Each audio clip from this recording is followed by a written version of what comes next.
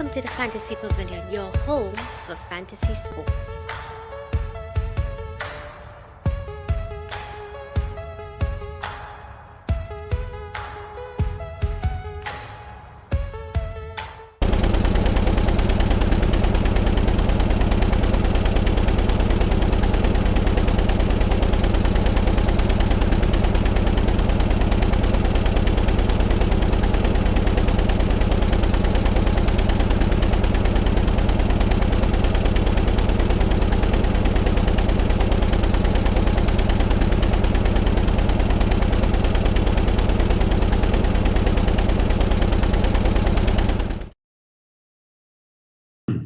Hey guys, welcome back to the Fantasy Pavilion, your home for fantasy sport. It's Thursday, and of course, so early on a Thursday, you know one thing only we're going to talk about F1 coming up this Sunday, and it's the United States GP, the Austin, Texas GP. And of course, I am joined by our Mercedes expert and F1 expert, Mike. Hey, evening, bro. What's up? Talk to me. I did cool, you know. No, I have to, upset you if you look away from the screen if need be. I have respect for you and but we just have to congratulate this gentleman here, of course. We have to give him his kudos, his first legitimate. I have no problem. I'll give him his clap. He actually earned this title. Yeah, he worked hard. It wasn't given to him. There was no rule bending, nothing like that. Everything. Exactly. He earned his title. Good for him. I'm happy for him. Yes, he earned his title. Worked very hard, grinded it out. But this is not a record for finishing early, correct? No. It would have been the Grand Prix before. Okay. So if he did it in Singapore. Yeah. Okay. Yeah, I think if he did it in Singapore, it would have been the record. My only question, no, I don't want to rain on his parade or I mean, it's already done, so it's not what I say here is not gonna cause anything. But seeing as the race went to time and not and they didn't get to do even 50% of the race or anything like that, how is it that he was still able to get all the points? Because it was under my assumption that it would have been half points. We were right, or even 5. I think 5, 4, 3, 2, 1, or something like that. I wouldn't get the full 25. How is it that he was still able? I think it's something I missed. I'm willing to be educated and enlightened, please.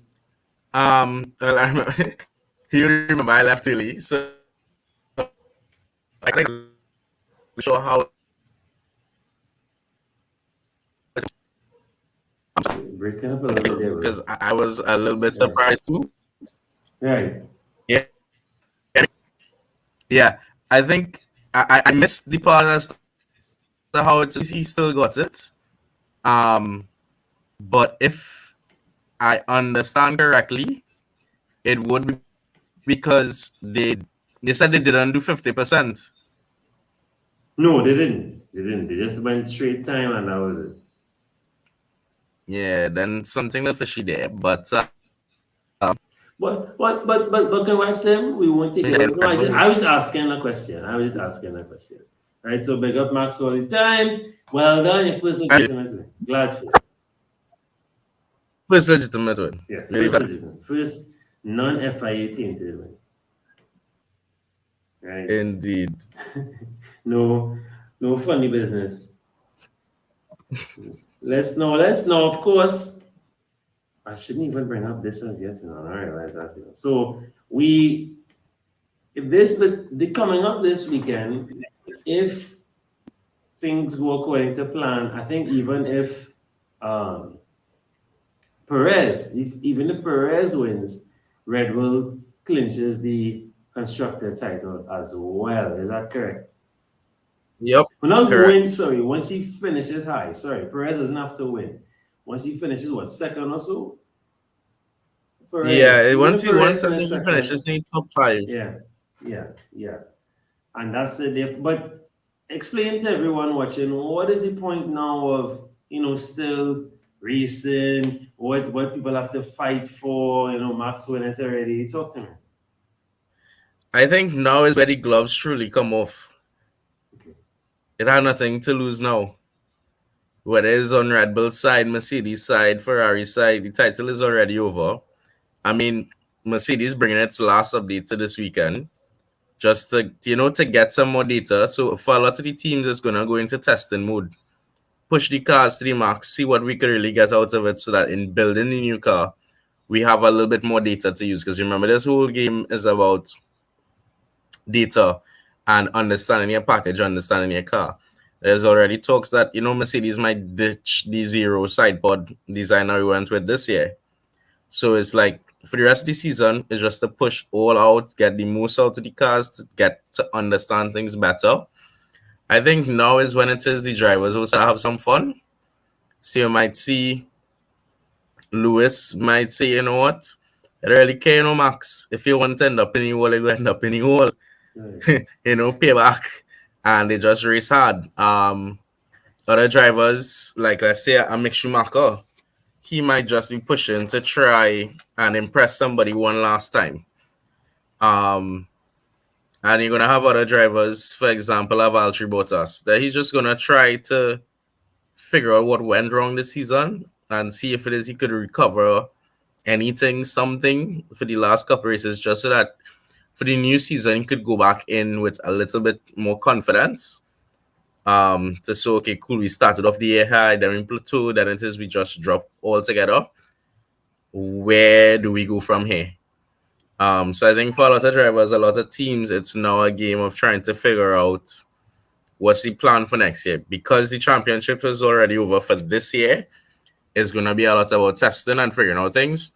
And then you're still going to have a couple teams battling. So Alpine and McLaren, although the championship is more or less decided, both the constructors and the drivers, they still battling for position.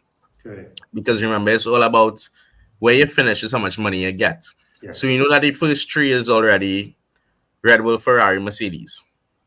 I'm not too sure if Mercedes could clinch it from Ferrari, but I don't think it's possible. No, I don't think it's possible. You never know, but I don't think so either. Yeah. I don't think so. So we know that at least the top three is Red Bull, Ferrari, Mercedes in that order. Okay. You have Alpine and McLaren battling it out for fourth. Remember, it's all about the money. So they still gonna be fighting hard to see, okay, cool, who can pip who, sorry, so that we could get an extra boost in cash for next season. So I think that is where the entertainment will be now. So I'd say focus on the middle of the pack, because that's where the fights will be. Because as much as you had the championship over, those guys are still fighting. So yeah. No, you said something there. A lot of teams have to reflect, look back, and look at what went wrong. One team that definitely has to try and figure out what went wrong. Ferrari. Ferrari started great.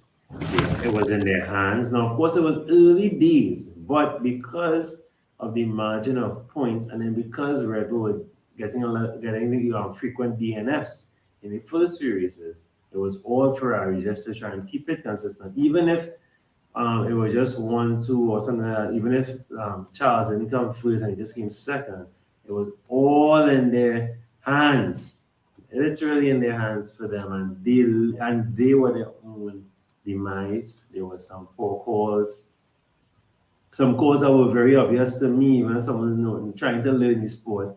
And I think you think that they could bounce back, or is it going to be another 10-year cycle again before we see them looking good again? I mean, the car is fast, yes, but as it's all about the person using the instrument. You can have the greatest thing in the world, but you don't know how to use it. And I'm not saying they don't know how to use it, but just saying that the strategies let them down. And I think they're probably faster than Red Bull. I think for anybody watching Formula One for the first time, they now see and understand exactly how important the team is. So, when it is a guy wins a race, you say, okay, I really want to thank the team, the pit crew and thing.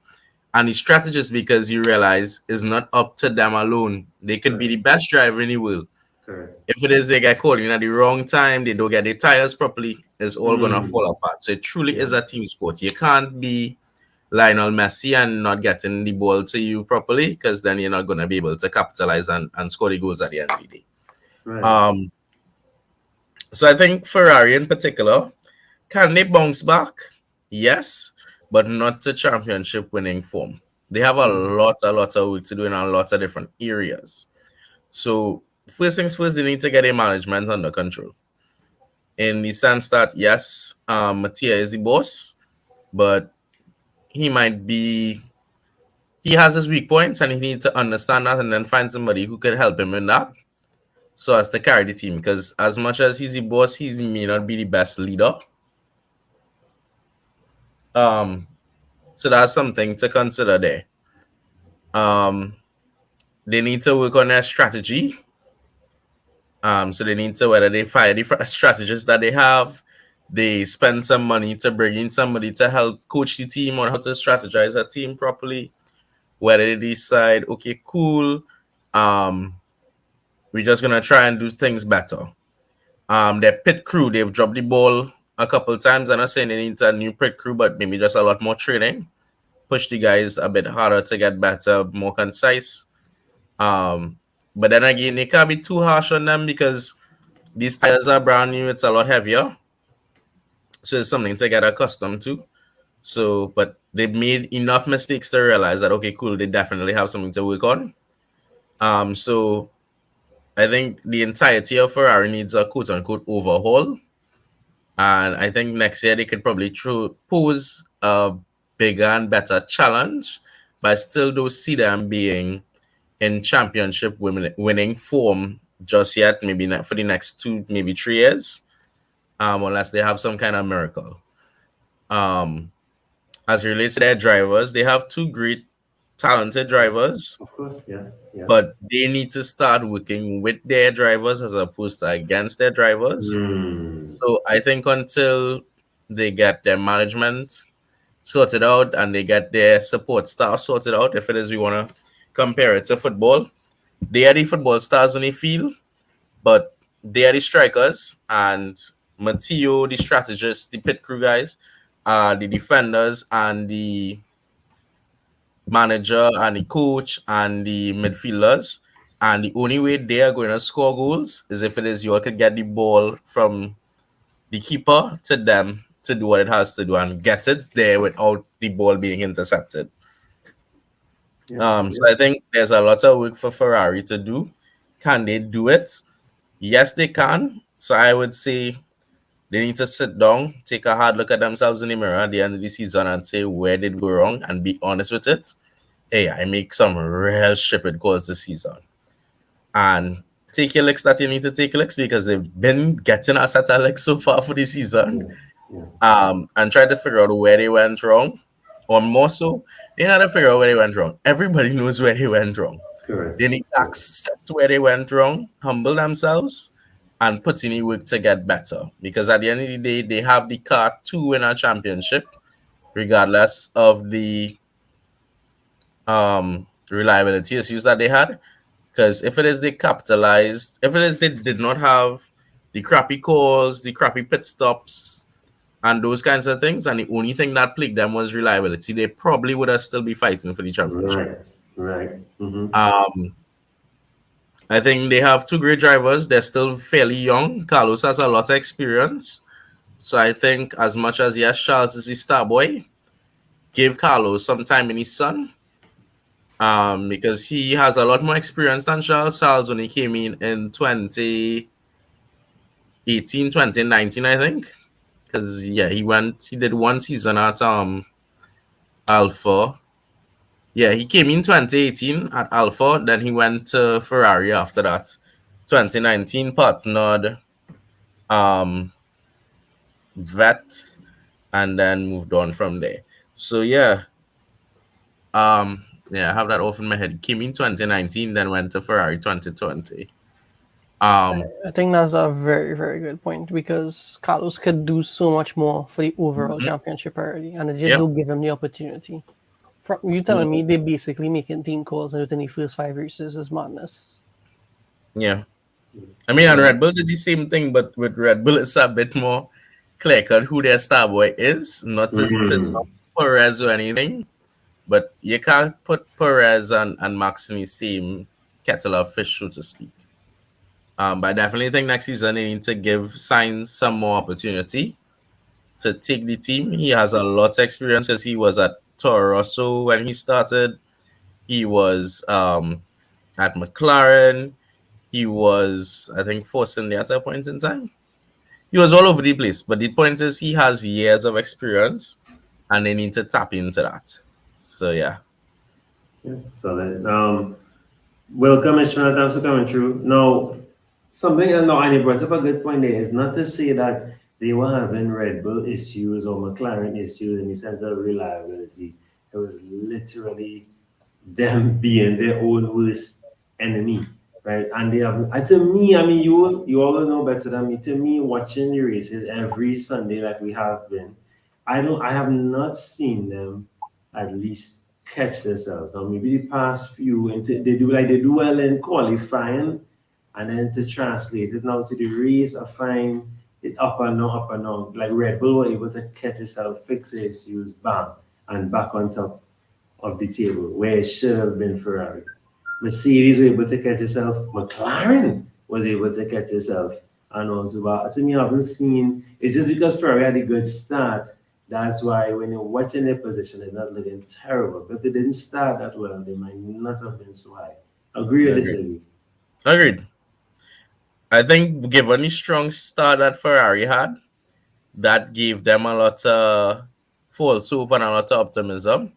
It what I guess what made me think of it the best is that I think it was Euros last year. England was winning, dominating, and they went off. It's coming home, and then they get a tail cut. And I think that's what went on with Ferrari. They started off hot and sweaty. This is our year. We're gonna have a finally get a new champion. This, and then just drop the ball. So I think maybe the strong start gave them that false hope and that overconfidence, and that just blinded them a little bit, and that aided in the derailment. If I'm not mistaken, right, Ferrari had a partnership with the FIA to root out persons who may be, abusing a certain regulation on a fuel system. Correct. Because of that, their performance was kind of low that particular time, and they started to develop towards a certain regulation for a certain season a little bit earlier than the others because they didn't really have much of a choice. Yeah. So that extra time they got to work in these developments showed that they started it, right? And they had the advantage because they had some more time to develop things, and they came out strong with those changes to the regulations and stuff like that.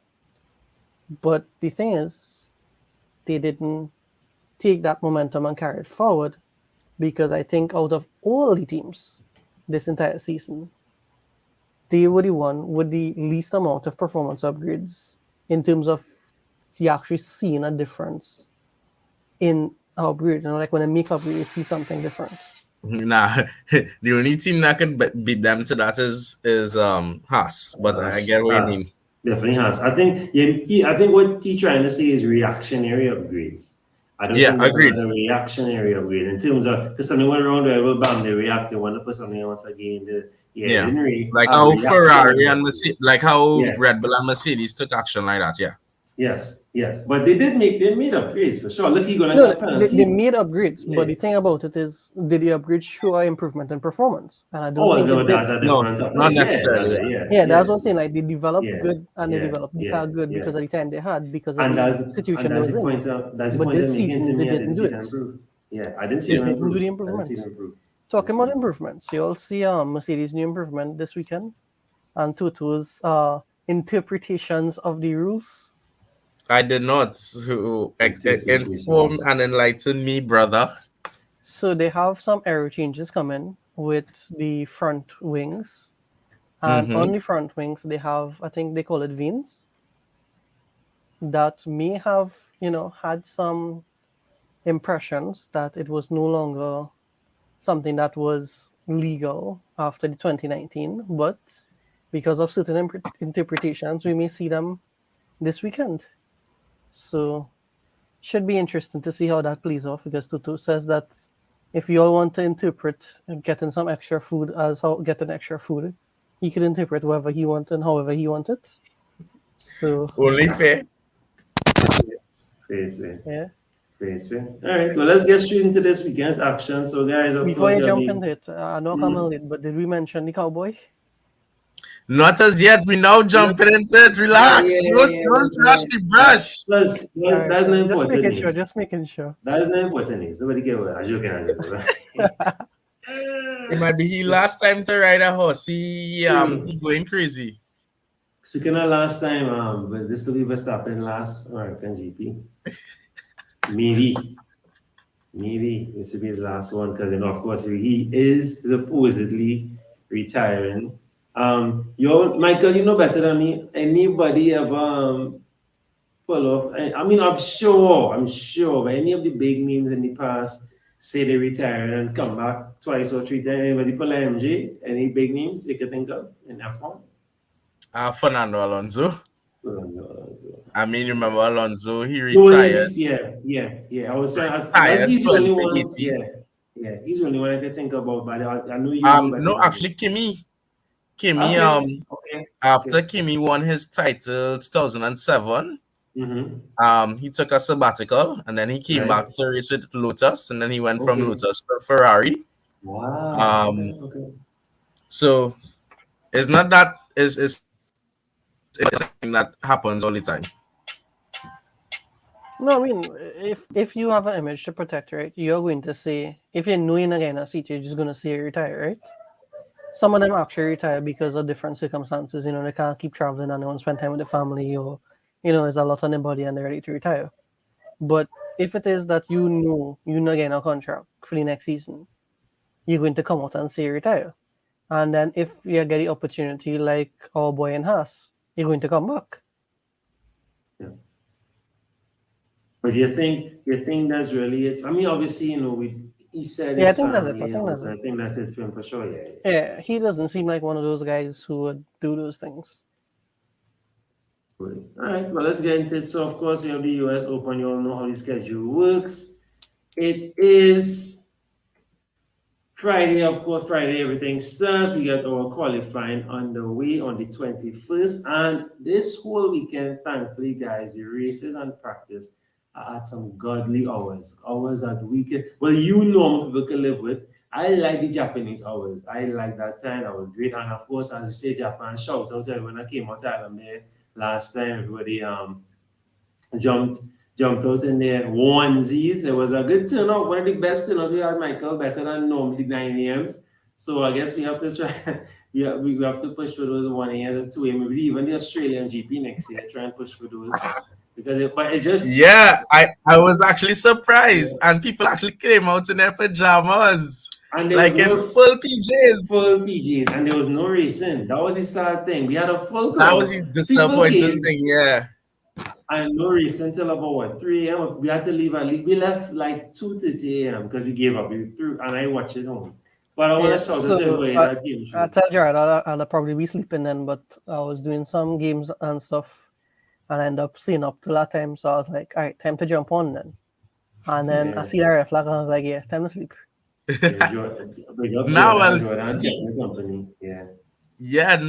will tell you, I was there, I had my blanket, I was walking around chilling, I was excited. And then I saw the red flag, I saw the rain, and I was like, damn, this is Spa all over again. And I was like, you know what? Let me not wait around till it got too late. I think I made the right decision. Yeah, for sure. But most of us live in the West, so you know we will find wait. And everybody said they'll wait, and we waited. And a lot of people stayed and waited, but that's how it is. But I want to just thank everybody because it was really cool. It was nice. Yeah, we really appreciate you. Big up all there. For sure. We get a good turnout this Sunday. It's godly hour 3 p.m. So as I was saying. So we're qualifying tomorrow 3, then a second one at 6, so that's crazy. And then again we have a next one Saturday practice at 3. You have qualifying at 6, and then the race starts at 3 p.m. on Sunday. Now, That's because interesting. let So me isn't say, it qualifying usually around the same time as yours? normally, but I guess, I don't know, America, different things happening. I don't know. You remember, I guess, America's always do things based on scheduling. So I'm yeah, sure I in guess other they want sports, more turnout during that's that. why, yeah. Yeah, Because yeah, my basketball is back now, MLS is back, so there's a lot of things happening right now. So I'm sure it's scheduling. That's why. yeah. That's why they did it like that. Right. Now No, but what we that does, saw. right? That also impacts your race, right? Because remember the setup you use for qualifying and setup you use in your race, and different temperatures going to be around different times of the day. Fair enough. Fair. But this So is in Texas, so I don't think there's anything as different temperature. I think it's always hot. it's just hot all the time. Right, true. Yeah, yeah, right. Yeah, But but the race I will be a little checked. bit extra hot. So I checked the yeah, weather. Everything looking good for the while. Shouldn't be any rain. I've never seen So a wet quota, to be honest. right, right. So it shouldn't. But we have to check now our PTSD from last weekend. But and the other weekend, you know what I mean.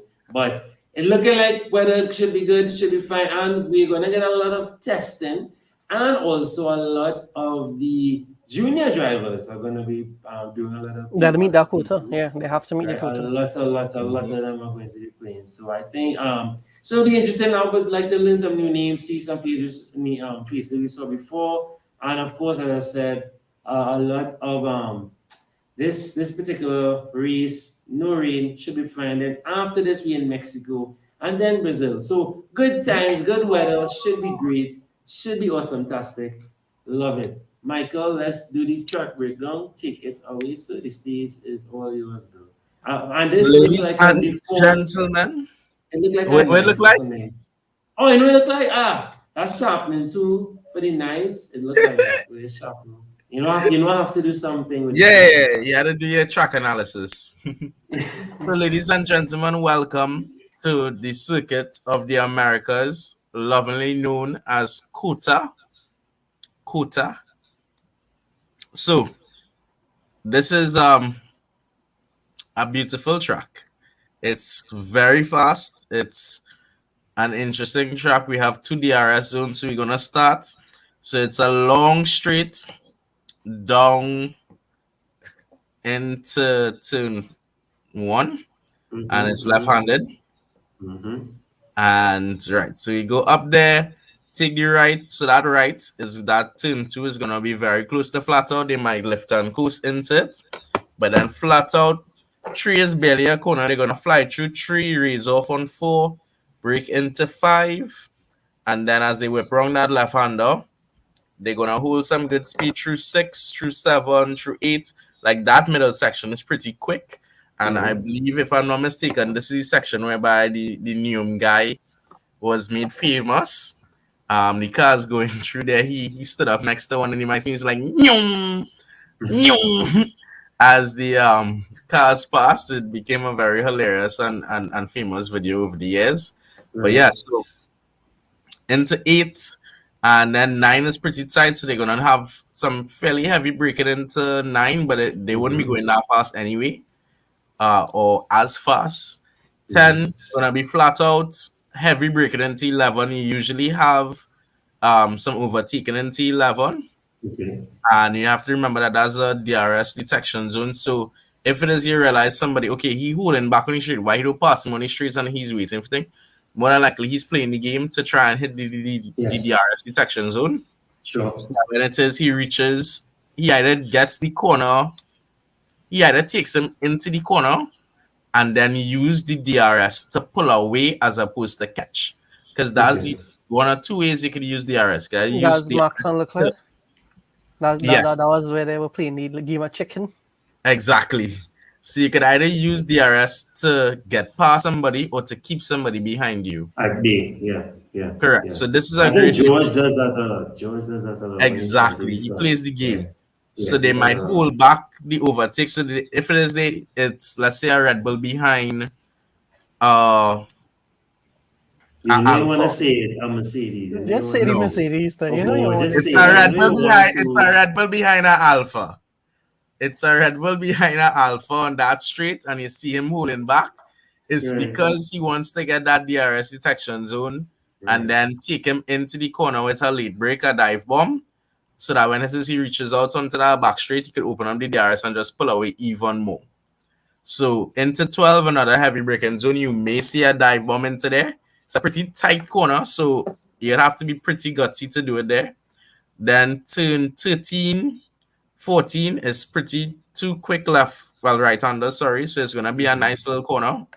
And then left into 15, 16, 17, 18.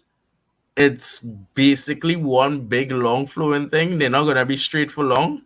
So it's going to be a dab of brakes into 16, more brakes into 17, and then maybe I could lift and coast through 18, flat out to 19, break it into 19, pelt around, and then you might find another dive bomb into 20, and then back over the cross finish line. If it is your watch between 18 and 19 is the next DRS detection zone, so you might see people playing the game again there. So that way they could get the DRS when it is they reach back out onto the main straight after turn 20. It is an average track distance of 56 laps you're going with. Yeah. The first race here was 2012. Correct. The circuit length is 5.5K. So it's basically a 5K, guys, or 5.5K. So if you could run it, you could probably go and run the Savannah and listen to the race same time. Or better yet, just come to Island Bay and watch the race with us and see if it's all the trouble. The lap record is by Charles Leclerc back in 2019, last time he raced in Qatar. And at a minute 36, we must note that the Iceman, this is where he had his last victory back in 2018. Big up Kimi, always. Okay. Nice. Now, watching the track, I am seeing now. I don't know the average eye. Now that I'm getting good at this, especially with the tracks, Michael.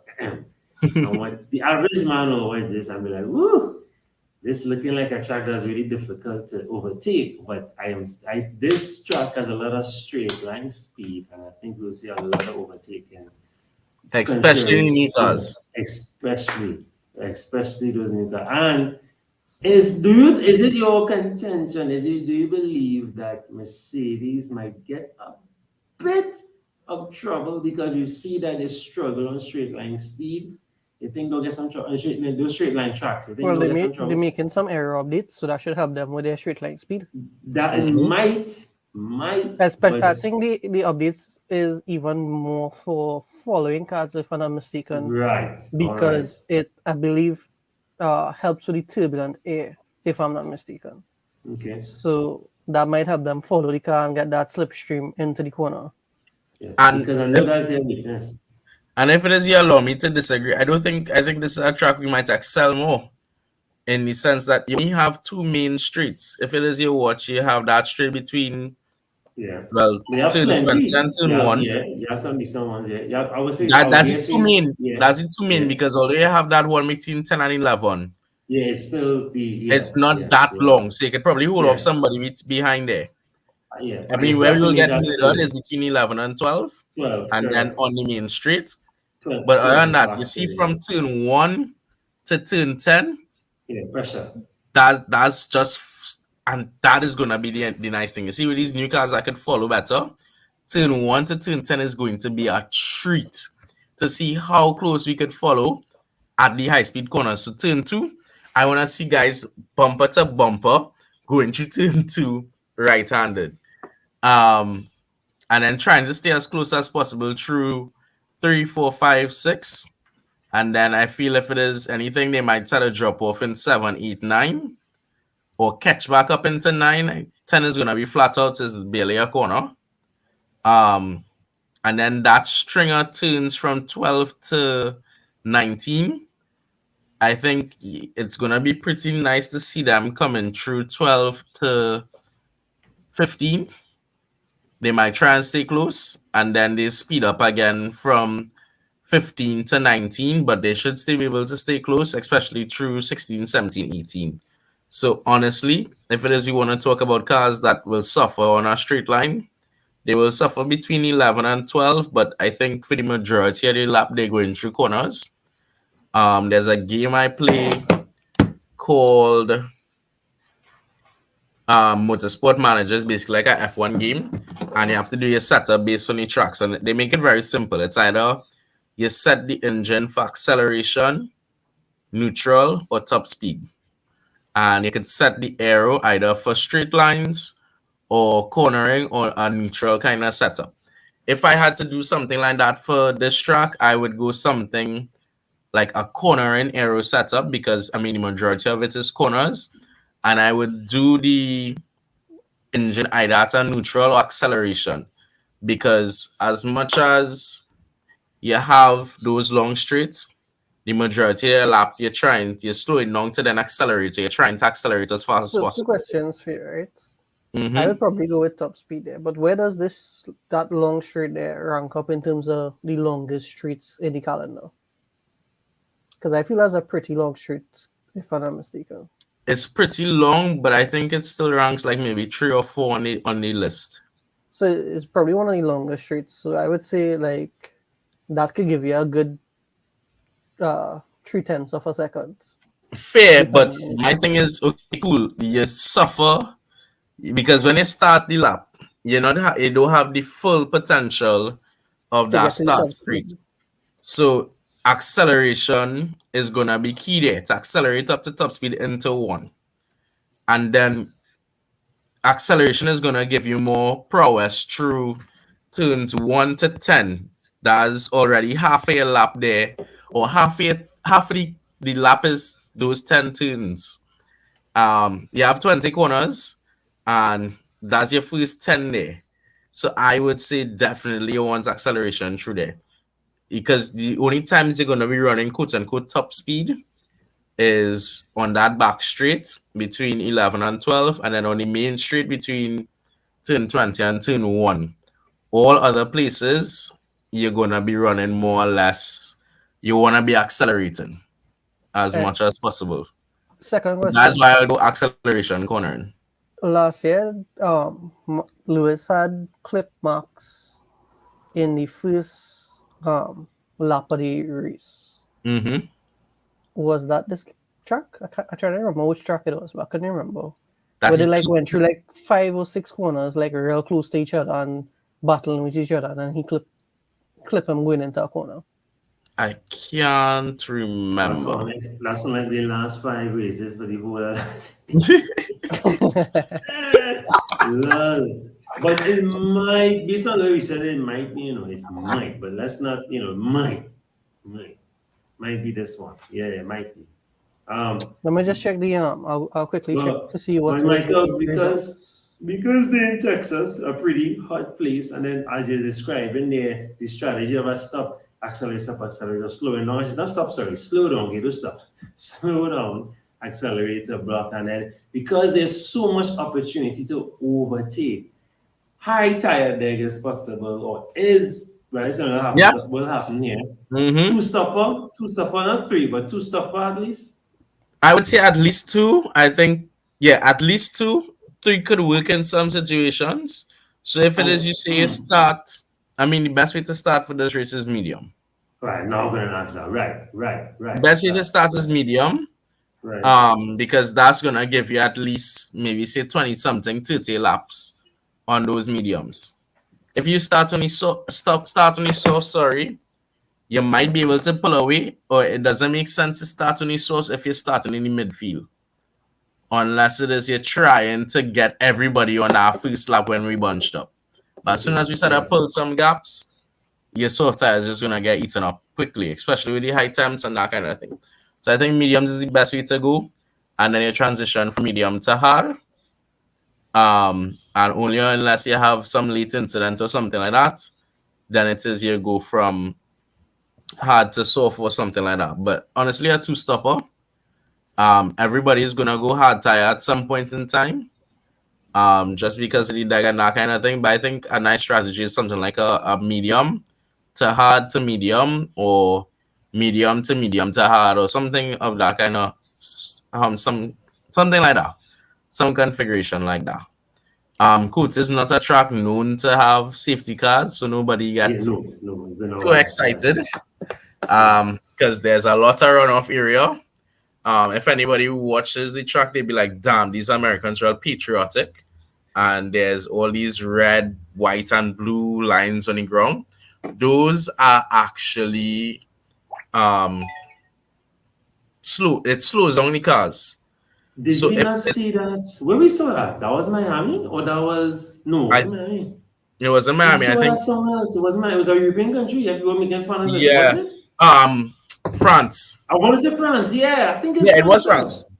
So France. it's more or less the same thing from France. Right. Cool. The white Cool. will slow you down a little bit, the blue will slow you down, and then the red will just kill your tires and stop you. But then, back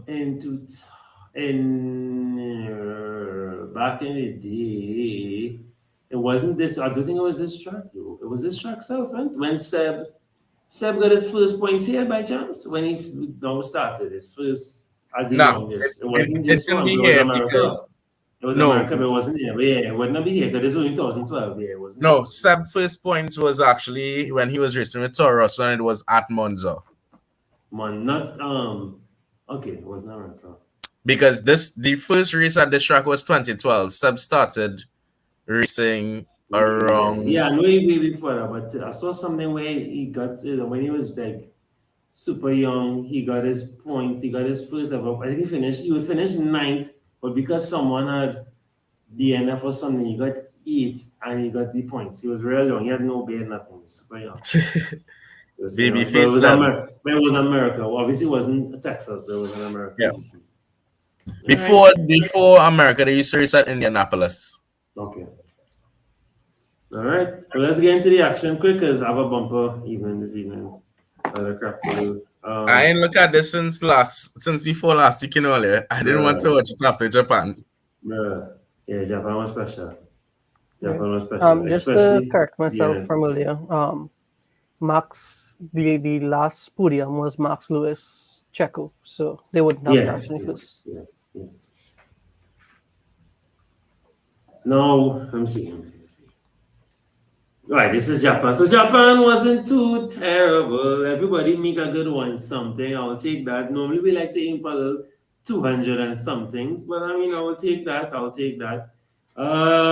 Now, if anyone has Leclerc, I think, Leclerc is getting a grid penalty. So even if he qualifies let's even matter if he qualifies because, grid penalty. So just keep that in mind. But at the same overtaking time, points. getting the grid penalty, I think Overtake points. usually when they get the grid penalty, right, they still have like a lot of races left where they have a new engine, they can't tune it up right all the way up because they still want to leave a life in races to come, right? But I think for this particular case, they could tune everything right up one time. Yeah. Basically, like what Lewis did last year with the quote-unquote spicy engine. That was the Brazil one? Yeah. Yeah, so you can The expect Brazil something like that spicy engine. I think you can expect something like that from I lost his name now. Leclerc this time. Leclerc. Yeah, I think that's to me that's a smart strategy. Taking an engine penalty, yes, you're putting yourself at the back, but you're able to do things with the engine that you don't usually do, or kind of max it out in a way that you wouldn't usually. So it might be interesting to see what they do there. And then at the end of the day, you'll get overtaken points. Yeah, exactly that. We love that. But so I had a big up Max. Max gave me 54 points. Schumacher. Magnussen, I turbocharged Magnussen, got some points there. Hamilton, big points there. Alonso, right? Despite he gave me some good points. Guan Yu, big up the Guan Yus all the time. Of course, I had a lot of Alonso against Gasly, Salt, Ocon. Yeah, Ocon has been amazing. Stroll, turbocharged Stroll. I predicted the rain, and I said, right, this amphibian will do well in the rain. He is an amphibian. He did well. Pick up Norris. And of course, moving right along, Leclerc, Charles, Perez, solid team. This is one of my strongest teams here, and of course, Russell and Tsunoda. And big up Aston Martin. I know people will skeptical of me using Aston Martin as my constructor, but it paid off really well. 32 points in the bag, taking that. And all my turbo drivers racked up points. I know Sainz didn't get to do much, but Yeah, taking 2 points still better than 0. And I don't think I will change much because especially now that the GP is over, I want to see if these guys now, will, as you rightfully said, go fit, push ball throttle, try and improve their positions now because we know number 1 is secure and maybe number 2, and they might just try to secure and get better. As you said, you get better payouts to finish in the highest. So you never know. Let's see who can. But I think 1, 2, 3 is secure. It'll just be 4, 5, 6, that kind of thing to be resolved and sliding. So I have no fear really for Russell and those guys. No, I don't think 2 is resolved. They have Checo and Leclerc fighting fit. Checo that close? I don't think so. Checo on top. Checo second. Constructor or racing, right? Oh, racing. Sorry, racing. Oh, sorry. Yeah, my bad. No. You think Red Bull will help Checo by giving Max some little orders to help him out? No. They give Checo. No. Racing, Mike. Racing. Because I mean, at the same time, they already have that much to lose. Ishmael, you have a heart. You have a heart. You have a conscience. They don't think like that. Exactly. Thank you very much, Jared. I do not forgive them for what they did. Checo was leading by on his own merit, nothing leading, and they come and back team orders at him and say, no. This man was leading, doing well. If you want Max to get first, let him work for it. He wasn't even close. If they say fine, he was really close to him, and they look like the battle, and he tell Perez, right, okay, retire that 5 length. Fine. Perez was cruising. And he tell, but I ain't forgetting for that way.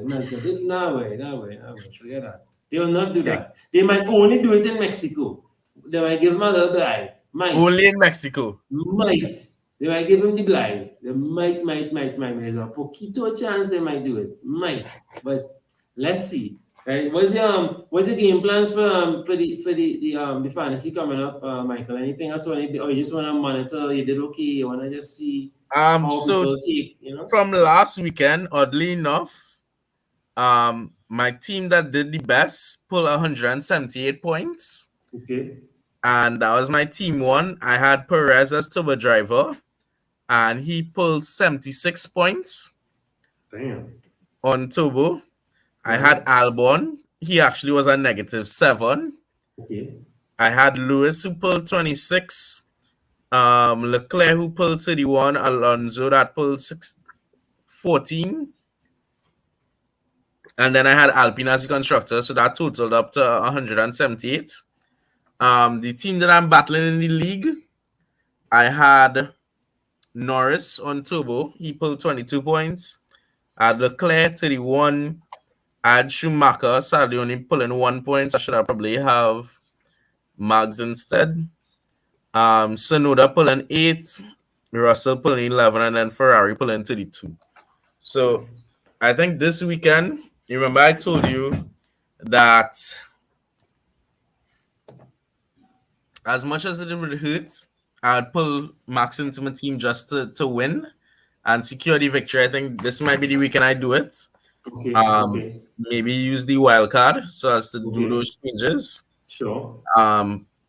Pull Max into the team and then try and build it around him, or pull in all the other big names. So a Perez, a Lewis, a Max, and then go with a low down construction like a Alpine. Alpine, correct. Or McLaren. To try and pull as much people as much big drivers as possible. Right. Because at the end of the day, my goal is just to beat that man, I could get my Lewis Mooch. I agree with you 100%. Ishmael, any big changes on your end? Well, no big changes on my end, but I just kind of have that model and let's switch out 1 or 2 drivers. But my question to you, right, would be take out Ferrari, take out Red Bull, take out Mercedes. Which constructor you think have a good chance this weekend? McLaren. Would it just be the regular Alpine and whoever else? Or... McLaren. Why? Because I just feel this track suited for them. Except for that, just the start. Just that start. but I see in McLaren dealing with this track. I just see it. McLaren, and I wanna see. You said besides Alpine, yeah, just McLaren. Honestly, just McLaren. I'm getting a sneaky feeling for AlphaTauri, but it's 2%. But McLaren, I think, and I'm thinking of switching out Aston Martin and putting them. Thinking of it, but I want to rely on Vettel's his experience, and I think he could pull off something. And he'll go fit. What about Crikey? This guy is driving for he's driving for his life. Guy Schumacher driving for a seat, right? His career. Well, that as well. So This think he will show fraud. up? What is fraud, This Michael? fraud. What's it fraud? This Hey, we fraud. buy no butters much, you know, bro. Tell any it's real fighting. This fraud. But you know, it might be bad, it might be cheaper. Mercedes much might be £1,000. You know, butters much might be what, three pounds? 350? It might be cheaper. Oh gosh.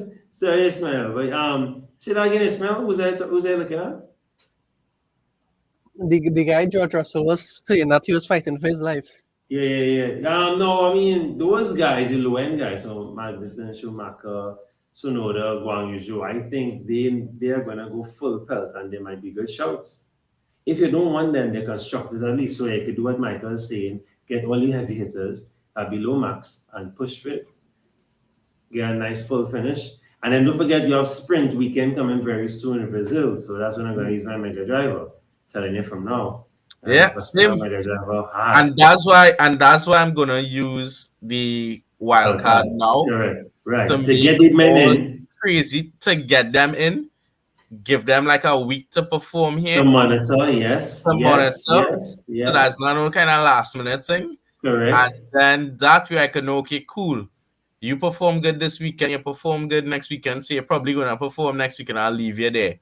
But you too sometimes, it's meaning to say a science, for example. Right. He do well here, he do well there. But the nice thing is all the other races coming up have no gravel traps. Yeah.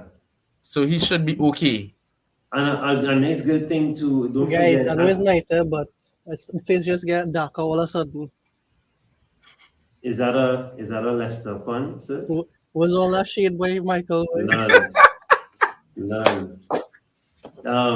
A good thing to note too, what I think a reason to I don't want to switch on my play or the wildcard is a great shout. Either one you do, if you're leaving, if you're holding, or you're going to wildcard, more or less, we're going to the next 3 races, more or less, will be the same temperature conditions, more or less. Exactly. They're more or less in the same zone. Same hemisphere, right? Sort of. So that I will use as a now. Of course, the track's different. I'm not saying no, but they're not so wild and left field like the Autodrome, not so crazy and left field. Like you can't just use their performances here to try and measure what they will do in the Autodrome. The thing with the biggest factor when it comes to Mexico is the altitude change. Of course. And that is what affects everybody the wildest. Well, not everybody. What affects the cars the most, and that's the biggest thing to consider.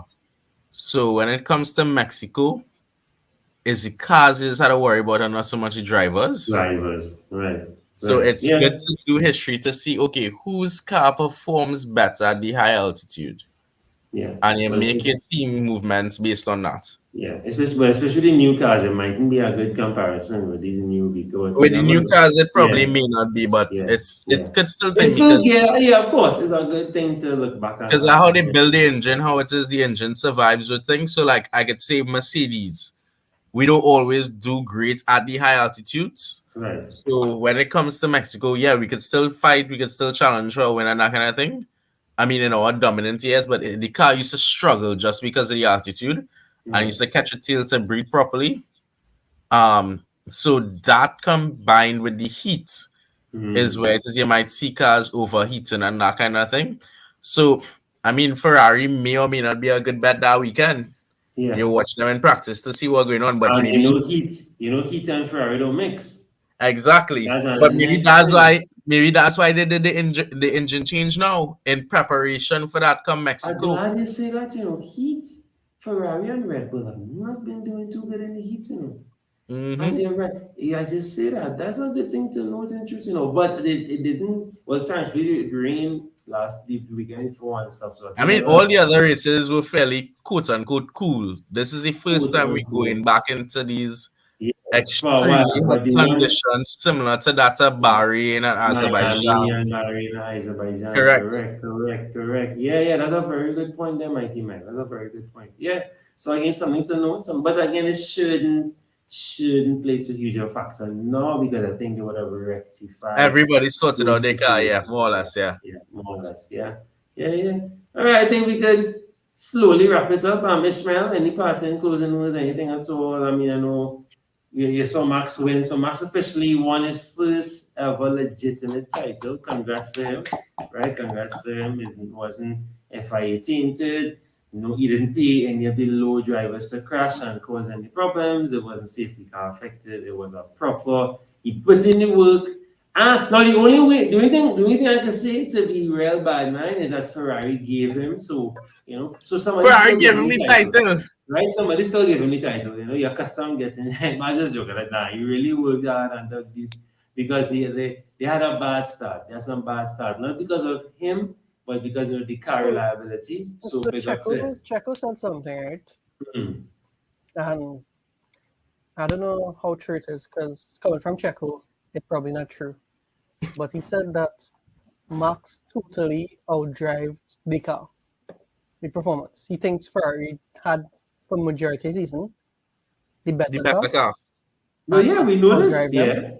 Yeah. And I feel like that might just be a cover up for his poor performances for some of the races, but at the same time, it have some truth to it, I think, as well. No, Max pushed because of the limit because that's real. If once no, I'm not blaming Charles, right? I'm not blaming Charles at all, maybe except for one. I'm not blaming Charles. His team For let him down. Imola. Mola, right. Mola, yes, Imola. Not Monaco. Monaco was the team. Yes. And the rain. I'm not blaming Charles because to me, Charles gave himself the best. He was the push, and they're the best car, they're the fastest car. It's just that Max, you took advantage of their mistakes and really pushed the limit, push, and got himself here. And he was very consistent. And you never know, he might come and win again this weekend again. Very consistent. I think you will want it. I just hope that Lewis could win one of the GPs just to get his one of his D races to To get that keep the record streak going. alive. Keep Agreed. the streak Same. alive. Ideally, I I don't want want him to to do wait till Brazil. Brazil. No, I don't want him to wait till Brazil. Brazil is the Mm. penultimate one. I don't want him to wait. Let him get in Mexico, hit them in Brazil again, so you get two. I don't want him to Yeah, wait. I have no problems with that. Yeah. I know you wouldn't. No, but I don't want him to. I don't want. If you understand, next thing you do up, not all, and that's it. Yeah, then he'll be sad on the press. Yeah. No, boy, I'll definitely be sad if that will happen at all. But I mean, come now, it had to happen in Brazil. Honestly, if it happened in Mexico and Brazil, but Bruh. it had to happen in Brazil. You can imagine if Max Happen in win Brazil. If Max Or- win in Brazil. Or to do Justice. justice. I know where you're Abu going. Dhabi. Abu Dhabi. Yeah, Proper you could find. redemption, You could Abu find. You Dhabi. get to win a race in Abu Dhabi. Yeah, well, not finally. Well, I'm just saying. Yeah, I know what you Recently. mean. Yeah. I don't mean finally. What's that mean? Yeah. All right, We guys. So outside on big up. Sunday. Yeah, we outside on. Oh God, I'm flying already. That's true. But we outside on Sunday. We outside on Sunday, guys. Of course, 3 p.m. Please come through. You get popcorn. There's burger specials, drink specials.